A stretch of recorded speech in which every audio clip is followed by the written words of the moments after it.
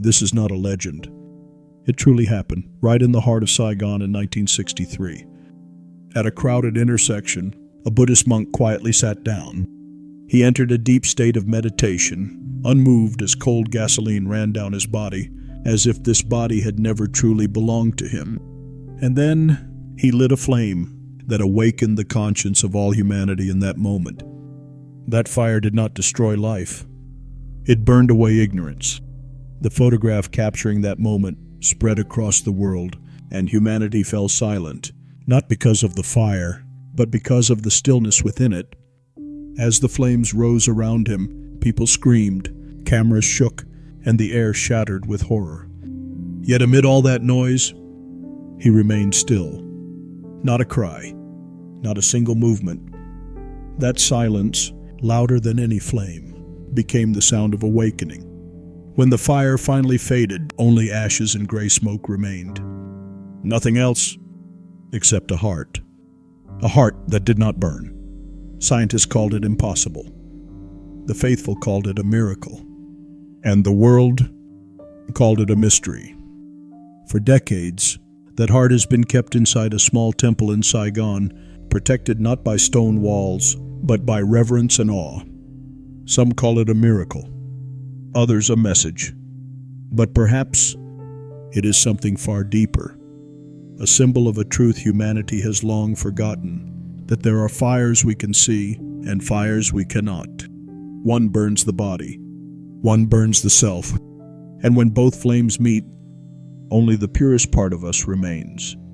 This is not a story about death. It is a story about what cannot die, about a heart that refused to burn, not because it was beyond the fire, but because it had already become light. June 11, 1963. Saigon woke as it always did. The hum of traffic, street vendors calling, the scent of coffee drifting through the humid morning air. No one knew that within a few hours, the world would witness one of the most extraordinary acts of stillness in human history. Around 9 a.m., a small procession of Buddhist monks and nuns quietly walked along Phan Dinh Phung Street, heading toward the intersection of Le Van Duye. In the center of the group walked an elderly monk, calm, gentle, his eyes as deep and unmoving as a still pond.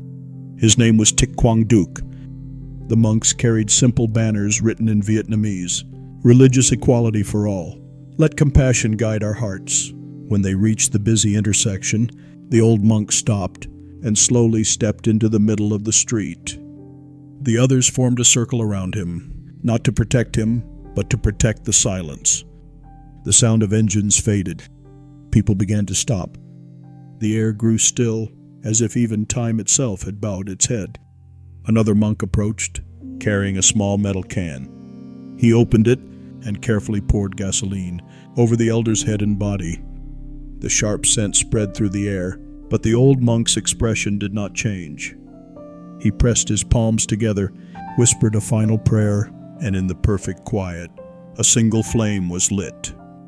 The fire leapt upward. Gasps filled the air. Within seconds, his body was engulfed in flames. People screamed. Cars swerved away. But he did not move. Amid the roaring fire, his posture remained straight, his face serene, his eyes gently closed, as if entering a meditation far beyond pain. Among the witnesses that morning was Malcolm Brown, an American photojournalist working for the Associated Press, AP, in Saigon. Quietly he raised his camera, hands trembling, and began to take pictures. Click, click, click. Each shutter sounded like a heartbeat, echoing through the silence of the world. In one of those frames, later awarded the Pulitzer Prize, the monk sat motionless, the flames curling around him like a crown of golden light. Within hours, that image spread across the planet. From New York to London, from Tokyo to Paris, every major newspaper printed it on their front page. Presidents, soldiers, priests, and ordinary people alike stared in disbelief, unable to comprehend, yet unable to look away. For a single moment, the world stopped breathing. This was not suicide. It was a sermon without words, a silent cry, calling out against injustice, embodying a compassion stronger than fear. His body burned, but his stillness spread, farther than the flames ever could. As the fire dimmed, the monks around him began to chant softly, "Namo Amitabha Buddha." The city moved again, but the world would never be the same. Because on that morning, humanity witnessed what silence truly looks like when it refuses to bow to violence. When the fire was gone, only ashes remained. The crowd slowly dispersed. The sound of traffic returned, as if the city had tried to pretend that nothing sacred had just happened. Hours later, monks carefully gathered what was left of his body. His remains were taken to a small temple in Saigon, where a cremation ceremony was held, according to ancient Buddhist tradition. The fire of that cremation was fierce, hotter and longer than any before it. The body turned to dust and cinders, all except one thing. When the flames subsided, the monks discovered something among the ashes, something untouched, unburned. A heart, whole, unbroken. Witnesses gasped, weeping in silence. Some fell to their knees. The monks carefully lifted the heart from the ashes and placed it in a sacred urn. From that moment on, it was no longer seen as flesh, but as a relic, a symbol of compassion made visible. News of the unburned heart spread quickly across Vietnam. Devotees came to the temple to see it, to bow before it, to feel its strange, quiet power. To the faithful, it was a sign of enlightenment, proof that a heart filled with pure compassion could not be destroyed by any fire. To scientists, it became a riddle. Some speculated that the heart might have calcified, becoming dense and mineral-like, making it resistant to the highest heat.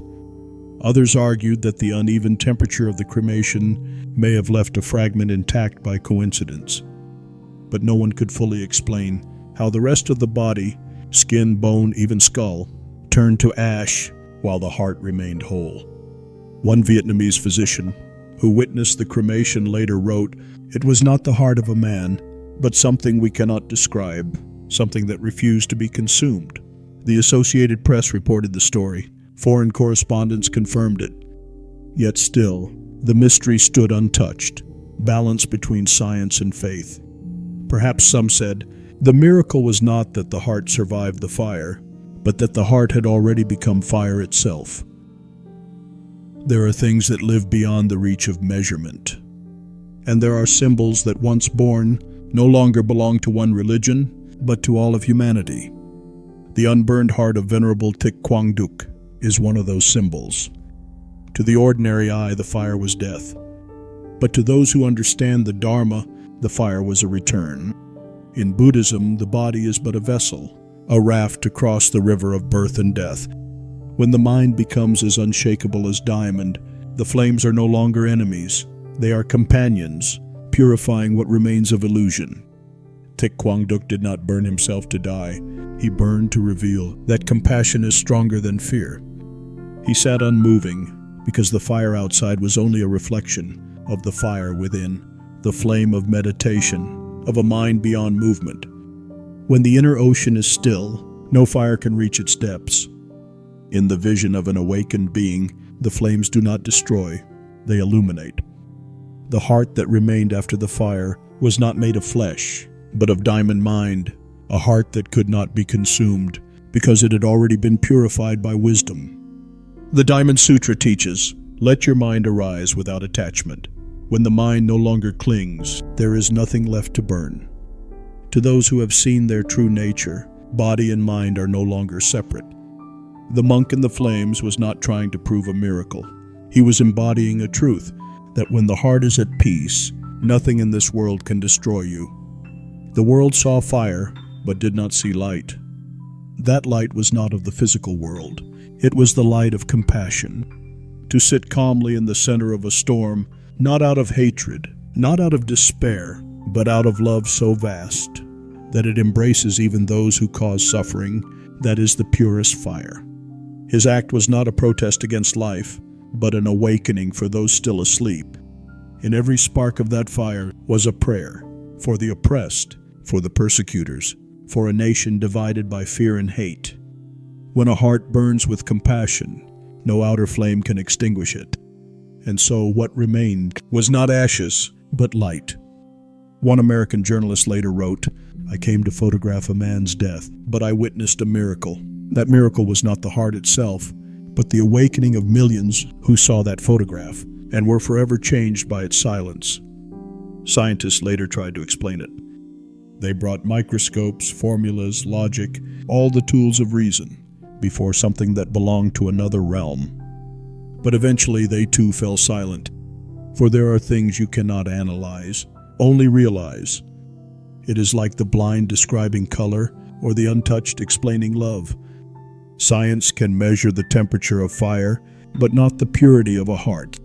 Where reason stops, wisdom begins.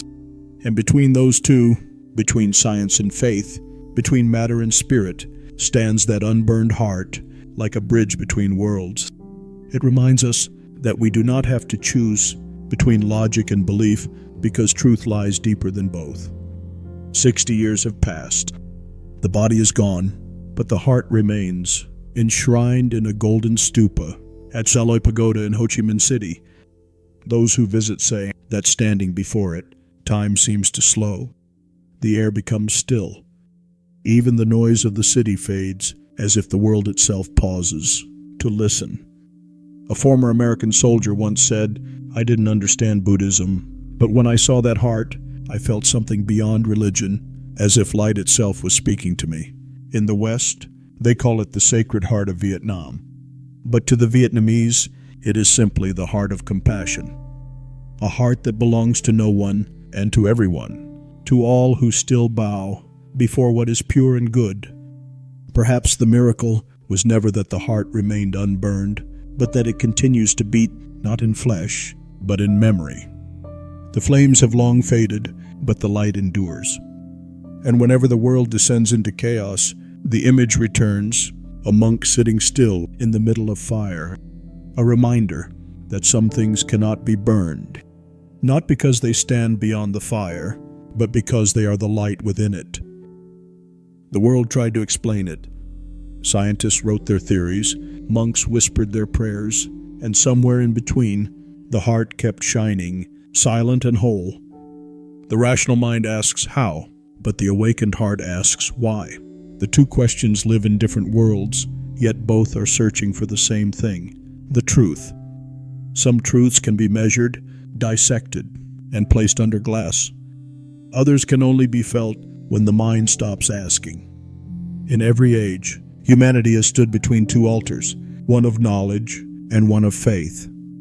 But the story of Thich Quang Duc's heart does not belong to either. It stands between them, where logic bows and silence begins to speak. Maybe the miracle was never meant to be proven. Maybe it was meant to remind us that some things are not here to be understood, but to be remembered. When the camera shutter closed that morning in 1963, Malcolm Brown didn't just capture a man in flames. He captured a mirror, one that still reflects us today. What do we see when we look into that fire? A man dying, or a soul showing us what it means to truly live, to live without fear, without anger, without self? The fire consumed the body, but it revealed the heart. The same way suffering consumes illusion, until only compassion remains. Science says this is impossible. Faith says this is divine. But perhaps the truth lies in the stillness between them, in that silent pause, where the human mind finally gives way to wonder. The monk in the fire was not asking the world to believe in him. He was asking the world to believe in itself again, in its capacity for compassion, in its ability to choose peace over fear. And maybe that is what miracle truly means, not the suspension of nature, but the restoration of what is natural, love, courage, and truth. The unburned heart, kept for 6 decades, is more than a relic. It is a question left behind in the ashes. What part of you will remain when your own fire has burned away? In the end, perhaps the heart did not survive despite the fire. Perhaps it survived because of it.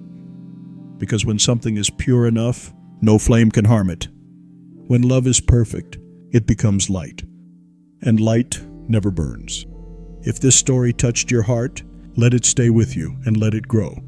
Subscribe to join us as we explore the silent side of history, where faith, mystery, and compassion still whisper through time. Every story here is a flame that doesn't burn, but illuminates. Subscribe, reflect, awaken.